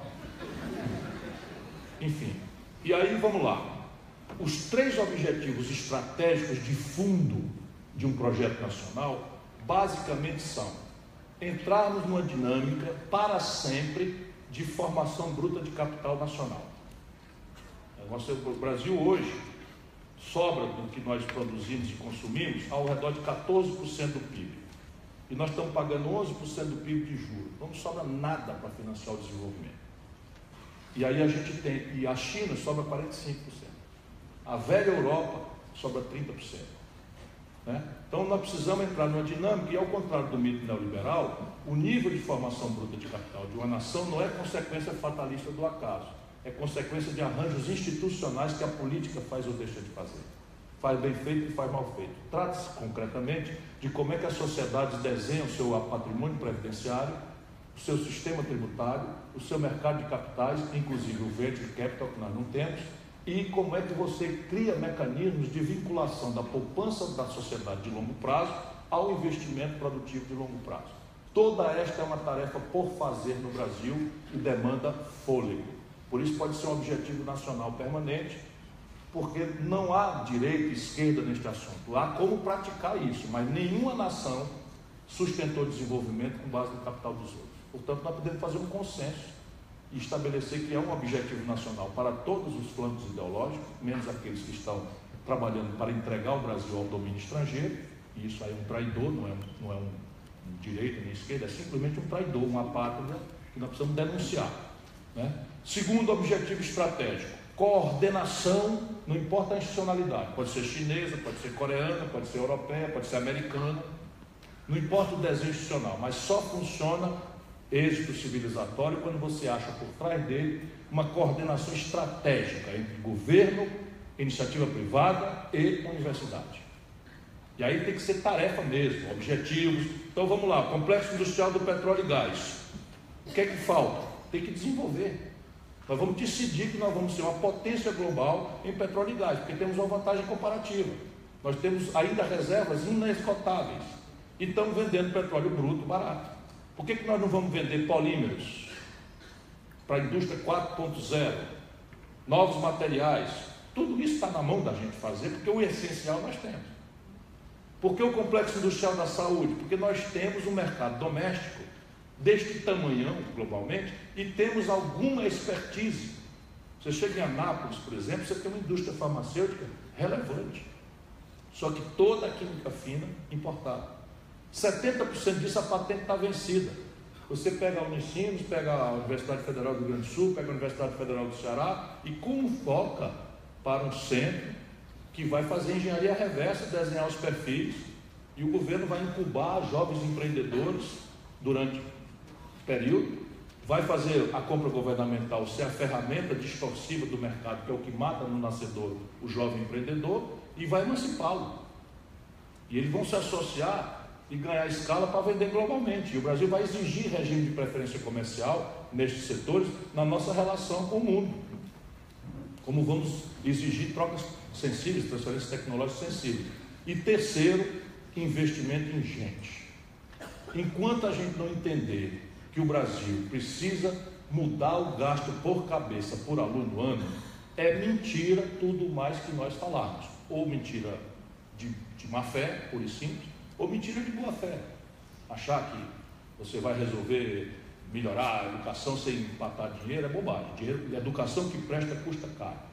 Agora, custa muito mais caro não educar. Custo de não educar é impagável. E o custo de educar retorna muito rapidamente, como o mundo inteiro está demonstrando. Então, a ideia é você pegar padrões e estabelecer. Eu disse aqui 30%, mas não sei se é. Mas ensino, ciência, tecnologia, extensão, pesquisa, doutorado, mestrado, forçar a mão. E o que é que eles estão fazendo? Destruir o Ministério da Cultura, destruir o Ministério da Ciência e Tecnologia, e estão estabelecendo reformas de ensino médio sem conversar com ninguém, né? E não tem política nenhuma para valorizar o magistério, retreinar, requalificar, introduzir um paradigma pedagógico fora da decoreba enciclopédica que ilude a gente. Todo mundo escapa, porque nós somos muito inteligentes como nação, nossos professores fazem da tripa coração, vão se virando, a meninada acaba escapando, mas o que nos dão como educação é lixo, modernamente, é lixo mesmo. Porque antigamente a gente precisava, como é que se avaliava um bom aluno? Era aquele que retinha informação passivamente e conseguia reproduzi-la sob estresse individualmente. E era marginal o que escapulisse disso. Minha geração é assim. Isso tudo é puro lixo. Hoje nós temos informação 100% na internet. Portanto, reter informação passivamente é nada. É preguiça, é bobagem. É gastar neurônio com o que não é necessário. O que nós precisamos aprender é perguntar. E ao perguntar corretamente, como é que nós associamos duas informações existentes e ao associá-las de forma inovadora, criamos uma informação nova. E isto é o que o Brasil precisa introduzir na sua escola, né? E isso é uma revolução que exige fôlego. Então são os 3 objetivos de fundo, um deles é esse, investimento em gente. Onde é que nós estamos? No que diz respeito ao acesso à universidade e tal, bom, acho que eu já acabei de falar. Que pensar da privatização da Eletrobras? Eu acho que não vai fazer, porque eu acho que eles estão anunciando para tentar enganar o tal mercado, que é essa entidade fantasmagórica que começou a perceber que não dá para colher melancia de pé de laranja. Porque o mercado brasileiro é uma graça. Eles inventam as mentiras e eles acreditam na mentira que inventaram. Eles inventam a mentira, pagam para a Globo repetir a mentira, para coisa e tal, e aí, pelas tantas, eles estão acreditando na mentira que eles criaram e estão pagando para fazer. Isso é um negócio de cinema, eu conheço bem isso. É muito engraçado. Eu vi isso, vou dizer, na eleição de 2002, eu era candidato a presidente, e eu ia na Globo, né? Eles chamavam lá, na Mira Leitão, no Bom Dia Ceará. Meu negócio não era entrevista, era bate-boca e briga. Eu não tinha direito de pensar nada no Jornal Nacional, eu todo quietinho, com a mão em cima da outra, investigado, me disseram que eu tinha que botar jogo para trás, eu fiz tudo direitinho, zancado, mas estava limpo, bom. E o cabo passa 5 minutos perguntando sobre o meu temperamento, sobre o tamanho do meu pavio, e não sei o que, e eu ali, sabe como é, a gente não pode ser um lord inglês, eu me comportei direitinho, não adiantou nada, zero problema. E com a Miriam Leitão, está tudo no YouTube, é muito pitoresco. Eu dizia assim, vai desvalorizar o câmbio, passou a eleição, isso é populismo cambial, vai arrebentar o Brasil, vai quebrar o país, tá, terrorista, você é um louco, você não tem responsabilidade, porque o câmbio não vai mudar, porque não sei o que, então Miriam Leitão, olha o déficit no balanço de pagamento, isso aqui não tem saída, negócio de banda diagonal endógena, isso é um negócio de louco, e o Brasil está indo para o brejo, vai quebrar, e vai quebrar, e vai quebrar, terrorista, filho da puta, lá e tal. Não deu outra, janeiro de 99 o Brasil, pimba, quebra, mas quebra bonito, feio. A Miriam Leitão, como assim? O Brasil está indo para uma evolução que precisava sair da banda cambial e está aí para um câmbio flutuante. Ela reproduz a verdade do dia. Mas eu pensava que o problema era manipulação, e não é intoxicação ideológica. Portanto, eu agora tenho um pouquinho mais de respeito. Sabe quem quebrou com a desvalorização do câmbio, que eu denunciei lá? A Globo. Por quê? Porque tomou milhões de dólares a 1 por 1, para empatar num negócio não tradable, ou seja, um negócio que vai faturar em real, e na hora que o passivo dela, a dívida, estourou, o real desvalorizou pesadamente, ela passou a dever muito mais do que o business plan suportava, e quebrou. Adivinha quem pagou o Brasil? Fala. O mercado? Foi não, foi o velho povo brasileiro, né? O BNDES que pegou esse pepino todo aí, até hoje rola a dívida. Até com o meu apoio, eu não quero ver ninguém quebrar. E a Globo tem tirando o jornalismo que é deplorado, a Globo é uma coisa importante para a identidade do país, para a cultura. Fui casado com uma atriz há muitos anos, isso aí é importante.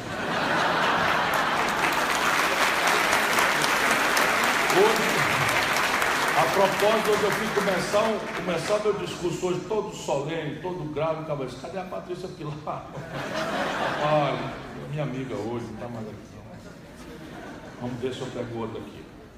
Ciro, além dos problemas estruturais internos, nossa crise também tem interferências externas. Nesse âmbito, como o projeto de desenvolvimento deve ser organizado para proteger-se do externo e, ao mesmo tempo, voltar a ser protagonista? Otávio Frederico, Relações Internacionais. A pergunta-chave é essa. Não é possível estar na comunidade internacional sem a guia de um projeto nacional que nos coesiona. Você não pode estar, porque o que, lamento dizer, é um estudante de relações internacionais, mas o que preside as relações internacionais hoje, no pleno século XXI, ainda é o interesse e a violência. O que orienta as relações internacionais é o interesse e a violência. Pode não ser a violência instalada, mas a iminência dela ainda é balizadora das relações internacionais. Então, o Brasil, diante disso, está impotente, porque nós não temos clareza dos nossos interesses, portanto, não sabemos por que brigar na rua, lá fora, e oscilamos na política externa entre uma vassalagem ao dito primeiro mundo, que é o Fernando Henrique, agora essa banda aí, e a ideia de uma teoria da dependência, que o papel do Brasil é botar o nosso vagão e aceitar a divisão internacional do trabalho que fizeram para nós, que é de grande fornecedor de matérias-primas de baixo valor agregado, e viver a nossa humildade indígena aqui, porque não somos país que mereça protagonismo global. Isso está num livro do Fernando Henrique, resumindo grosseiramente, que é o tal da teoria da dependência, e eles acreditam nisso mesmo, não é? Acreditam nisso mesmo, eles não acreditam na pujança do povo brasileiro. A segunda coisa, a violência real ou iminente, o Brasil está meio em pandarecos. Nossa estrutura de defesa hoje, e não saiba os nossos potenciais, enfim, o Brasil é da paz, mas hoje 44% do orçamento das Forças Armadas brasileiras estão contingenciados. 70% da Força Aérea Brasileira está parada no chão por falta de combustível e ou falta de peças de reposição. Então isso não dá. Então, não é possível ter protagonismo, nem sequer mandar no próprio nariz, se você não tem um projeto nacional que guie seu interesse e não desenvolva aqui uma força dissuasória. Nós não iremos a guerra contra ninguém. O Brasil abomina a guerra desde o último episódio deplorável da Guerra do Paraguai. Nunca mais nos envolvemos em nada. Pelo contrário, temos ajudado aí no Haiti, em outras coisas e tal, temos enfim, uma luta internacional pela paz, pela solução pacífica dos conflitos. Essa é a nossa tradição, né, do grande Barão do Rio Branco. Agora, feito isto, o Brasil precisa buscar uma ordem internacional multipolar, porque numa ordem internacional multipolar nós podemos resolver nossas questões práticas, nossos interesses, que são, a saber, não nesta ordem, mas como me vem à cabeça, regimes de preferência comercial para ganhos de escala do protagonismo global que nós queremos ter, para pagar a conta do que nós não somos capazes nem sabemos de fazer. Segundo, transferências tecnológicas sensíveis, que são interditadas para nós pelos nossos amigos do Ocidente. Estou falando de foguete, propulsão nuclear, microeletrônica, satélite, essas coisas importantes, né, que o Brasil tem dificuldade de resolver, porque no bloco hegemônico que nós temos, nós estamos proibidos. Né? Conseguimos ainda defender o nosso projeto submarino nuclear, fizeram um diabo para devassar nossa estrutura de enriquecimento de urânio para fins pacíficos, que foi desenvolvida por um almirante que está hoje com uma pena quase perpétua, né? Que é muito estranho. Se eu chegar à presidência da República, eu vou mandar examinar esse assunto e vou pensar em anistiá-lo, porque é o grande cérebro do programa nuclear brasileiro. Se ele tiver feito merda, eu vou anistiar.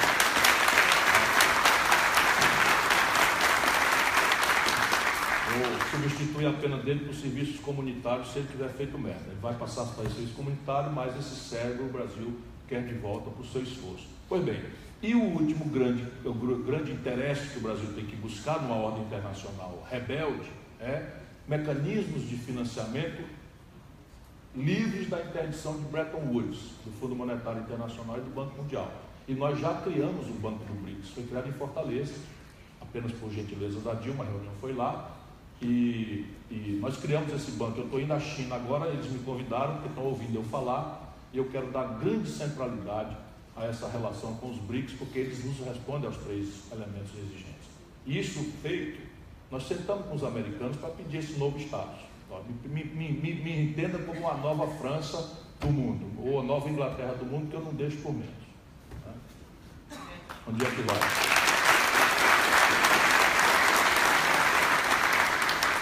Pergunta que vale $1 milhão.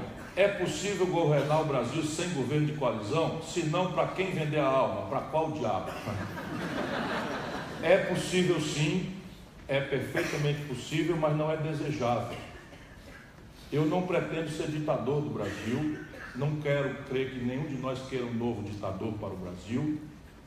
Donos da verdade não existem. Se você vir alguém reduzindo problemas complexos à frase feita, fuja disso, porque isto é a chave da decepção e da tragédia.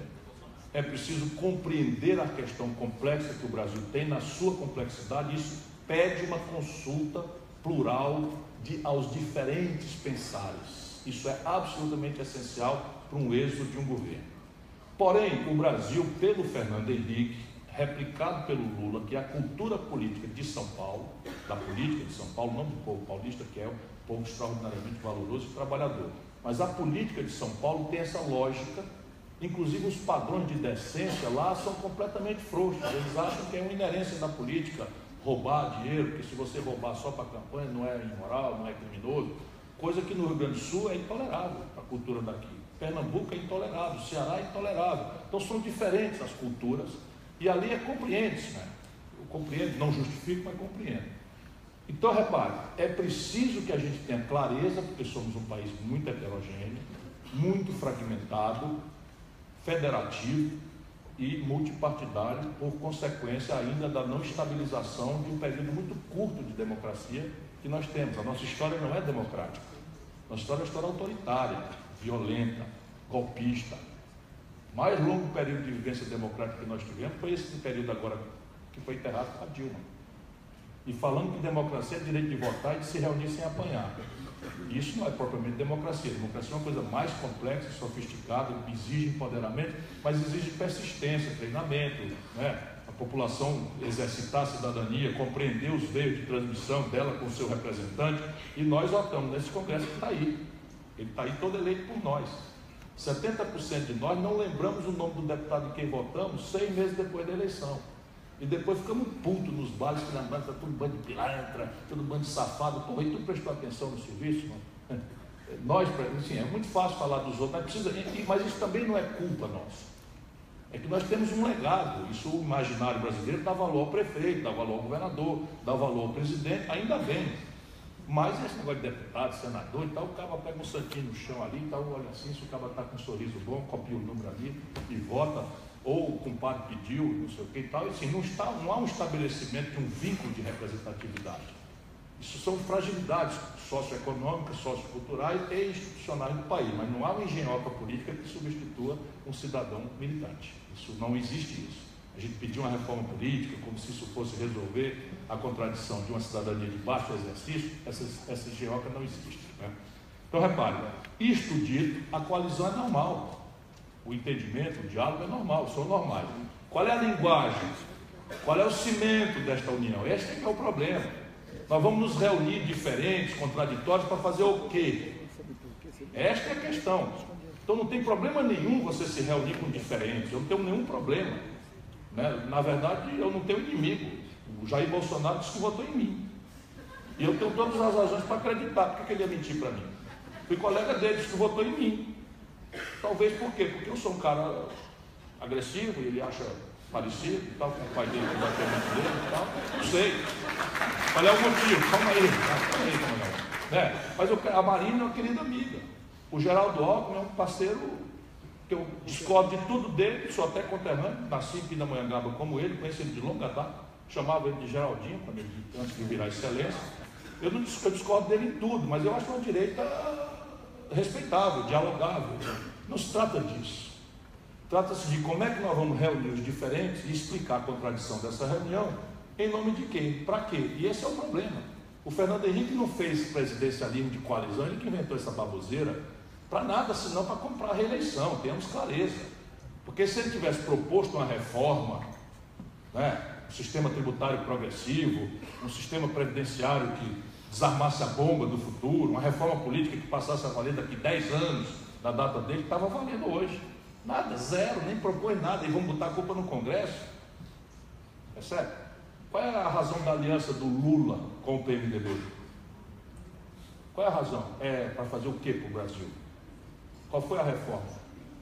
Como é que se explica o Lula aproveitar a popularidade dele e empurrar o Michel Temer, que ele e eu sabemos que é um marginal, para vice-presidente da República? O povo não sabe, é duro o vice do presidente da República, muito duro, mas eu e o Lula somos obrigados a conhecer o Michel Temer, que já estava envolvido na roubalheira na Doca de Santos há 20 anos atrás. Eu e o Lula sabemos disso. Qual é a razão de ter feito isso? Foi para fazer qual reforma? Foi para impor qual transformação ao país que exige a gente engolir bosta? Né? Tudo bem, eu sei que eu sou capaz de engolir qualquer bosta para fazer uma coisa acontecer no Brasil. Só foi para reeleição, só foi para projeto de poder. Esse é o problema. Então não esperem que eu seja um ditador, não serei. E aí a dinâmica é bem pragmática. Prometer pouco, falar a verdade, correr o risco de perder a eleição, mas ganhar a eleição ajuizando as ideias. Primeiro, aproveitar que todos os presidentes da República eleitos no Brasil, sem exceção de nenhum, tiveram ali 6 meses a 1 ano de absoluta maioria inorgânica, despolitizada, mas absoluta e generalizada maioria no Congresso Nacional, por conta do efeito forte que o conteúdo plebiscitário do presidencialismo atribui ao presidente na primeira hora. Se você tem a experiência que eu tenho, você propõe nesta hora, em vez de fazer festa, de achar que é o rei da maioria, de que é o danadão, de se encantar com as coisas, etc, etc, coisa que é inexperiência de quem nunca perdeu, de quem nunca sofreu, né? Você chega lá e propõe na primeira hora, né? Ajuizou com o povo o mérito do que você quer fazer, e o povo, ainda que você tenha falado com franqueza, votou. Ajuda a votar na campanha, pede ao povo para não mandar você para lá com a mão e o pé amarrado, porque não vota em mim para votar num deputado contra mim, isso não está correto. Se você quer que eu vá fazer as coisas, meu irmão, não amarra minha perna, não amarra meu braço. Me dá um deputado, me dá um senador, não precisa ser alinhado nem subordinado, mas me dá um cara que no campo das ideias ele tem afinidade com o projeto que tu está elegendo. Isso atenua a contradição. Propõe na primeira hora, chama a negociação pelas pontas de cordão corretas. E é assim que funciona no Brasil. Quer falar, companheiro? Diga lá. Ciro, eu sou moçambicano. E... Eu estou te ouvindo, moçambicano.